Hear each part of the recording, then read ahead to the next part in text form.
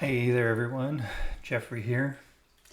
Today I'm going to take you behind the scenes and show you how I made my most recent YouTube video of my scary forest tree monster.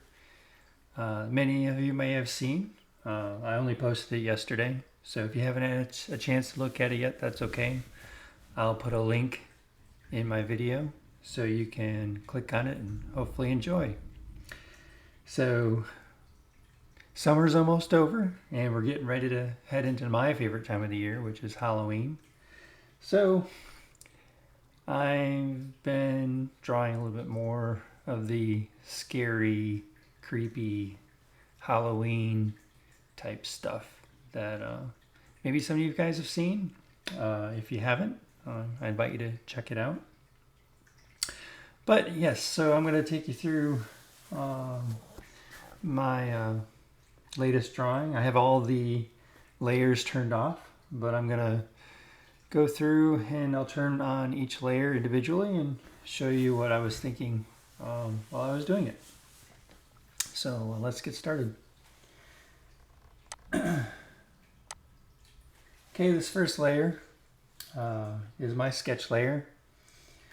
It's pretty light, pretty boring, but there's just enough information there for me to, one, put the composition together, and two, kind of get an idea of what I wanted my painting to look like, what I wanted the monster to look like, more importantly.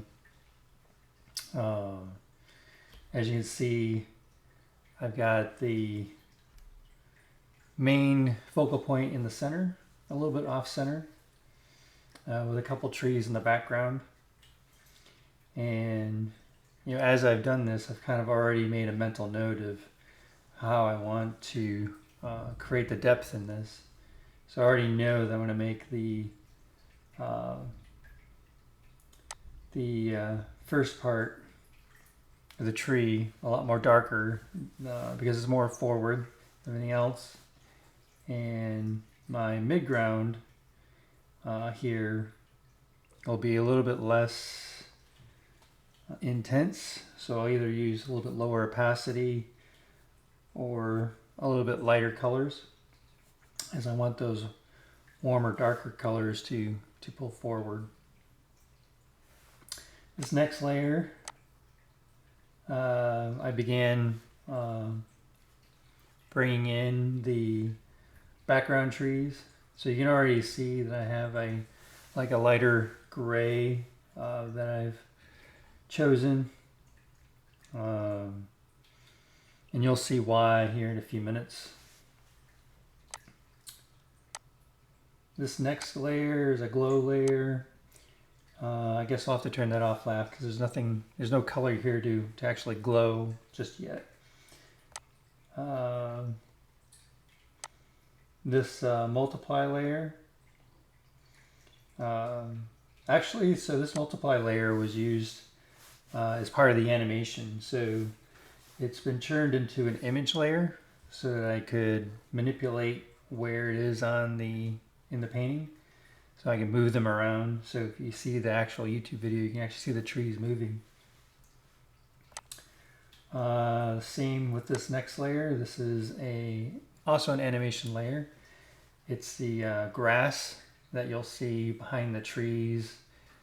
And as the trees are moving, as these roots are moving around, they're there. The grass is supposed to show like the roots of the tree monsters are moving through that taller grass.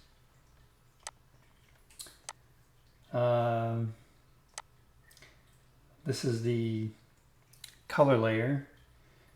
So I might have probably should have showed you this from the other direction, because this was actually underneath my ink. So let's do this. Let's go over here to the inks layer, and this was the ink line art over the pencils that I used to one, kind of got to get a better idea of where I wanted my darks and my lights to be, and two, it just kind of gives the tree its solid structure, so that I could prevent it from becoming like a one-dimensional blob.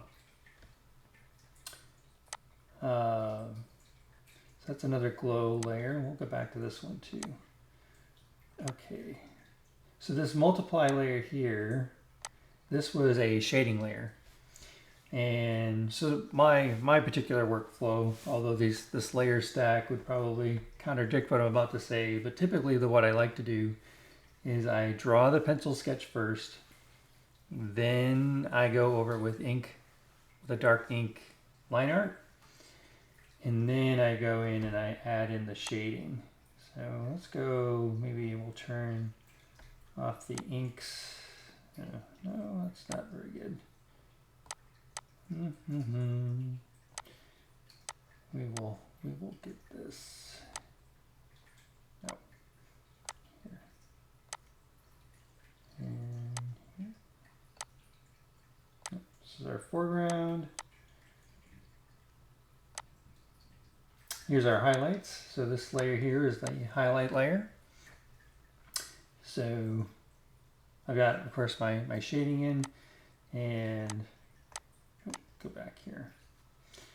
This is a gradient map. So I had already decided that I wanted to go for a kind of a green, spooky green kind of look.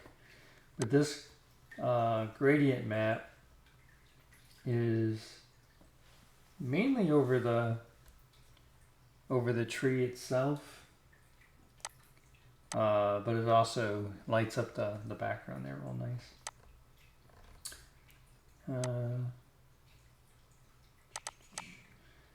Going on, we are on the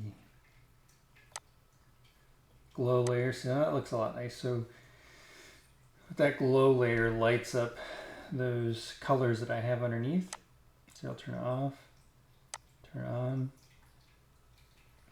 and I really just went over this with a little bit brighter red and yellow to really make those teeth just stand out more. Then the screen layer, you see how that changes the background. It kind of pulls it all back and lets the trees forward. So this right here is way too saturated. So what the screen layer does, basically the way I did is I fill, like with a white, and I fill the whole painting out with white, and then I erase out where I don't want the screen to fall. Just like using a mask, but in reverse. And you can see how much that changes. Again, it makes it look like the back of the woods is a little bit more misty, a little bit more fog-ish. Is that a word, fog-ish? Well, it can be tonight. So next is a little bit more line work on the face. So right there with the eyes, I added in some extra texture, almost like wooden eyebrows. And then right there along the teeth, some scratches and dents and lines where, these teeth have been just chomping on, God knows what. Probably ought to send them to see a dentist. Next, so this I learned from a lot of YouTubers online. And I just really just started adopting this practice to my own work. But you can see how that bright white rim light just kind of makes the whole tree just separate. It just pulls it right up out of the background. And right there along, I guess you'd call it lips, kind of makes the bark look like it's got some more texture, and that it's maybe warping under the light and getting bent in different directions. I also added in the additional detail, dark black, random tree branches. Again, that dark black just, puts it right there in front of our face. So it's like right there. And the darker the color, the more, of course, just like with warm and hot colors. So warmer colors always move forward and cooler colors go back. These darker paintings, the black really brings things up forward. And you can kind of even see down in here, the where the bushes are. They're nice and black and full in the front of the painting, and everything else as it gets lighter just recedes back.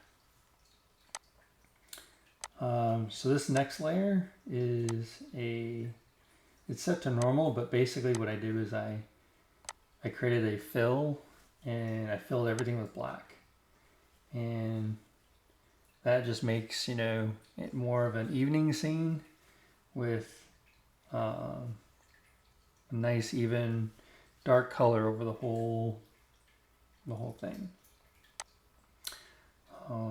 In other words, if I was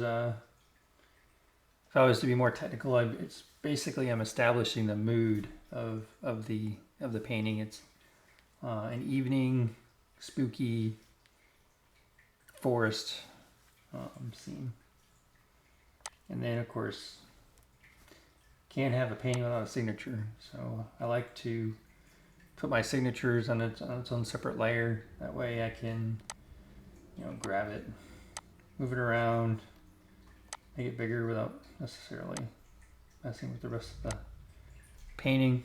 I'll probably eventually create an auto action that already has my signature on there, so I don't. But you never know. I mean, you may never put your signature in the same place. So, but hey.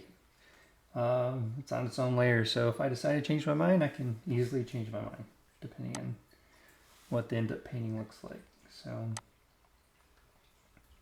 let's see, did I leave anything out? Nope. So we can talk a little bit about the animation. So let me pull this up. So this is an animated video. So this is my timeline. And you can see here are all of my keyframes. So if I move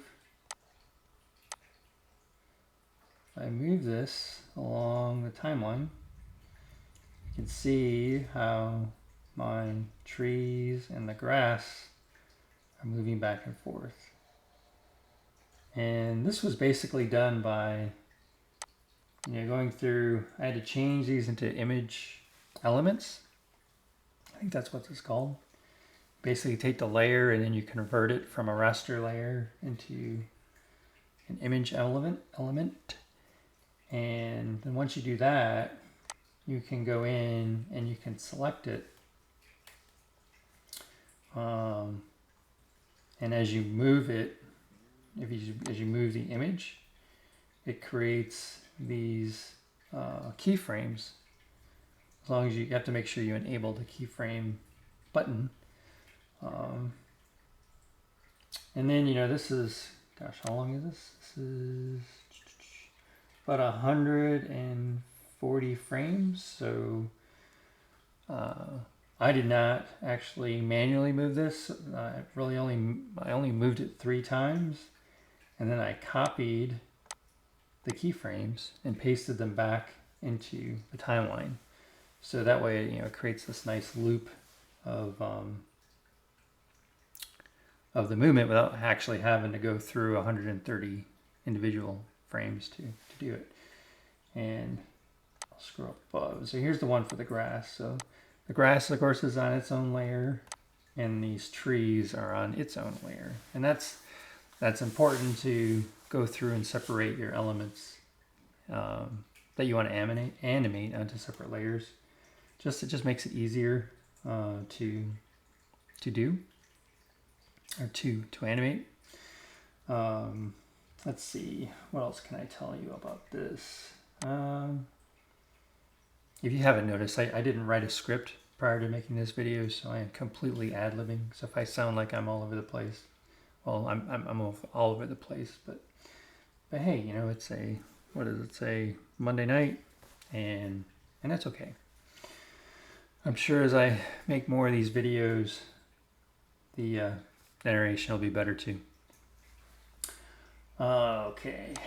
Yeah, that's it. I can't think of anything else to say. I hope you enjoyed this. I hope you find this added some value to not just seeing the piece, but also kind of seeing, you know, how I created it. You know, I look forward to seeing what you post in the comments. And yeah, look forward to seeing your feedback. If you like what I do, please subscribe. I'd love to see you join my little YouTube party here on a regular basis. And I haven't quite decided what day I'm going to make as my posting day, but I see that I'm going to eventually have to go to probably once a week instead of, you know, every couple of days. So I really want to spend more time on these videos, so that it's not just on your mark, get set, go, draw, post. So, and of course, you know, I'd like to know what you are interested in as well. So is there something that I've done that you'd like to know more about? Is there something I can do to, you know, show you as those viewers who are out there may also be new artists? You know, what can I do for you to help your learning experience? I'd be interested to hear that also in the comments. So, okay, well, no further ado. I will call it a night. Thank you for turning in and watching this, and see you next time.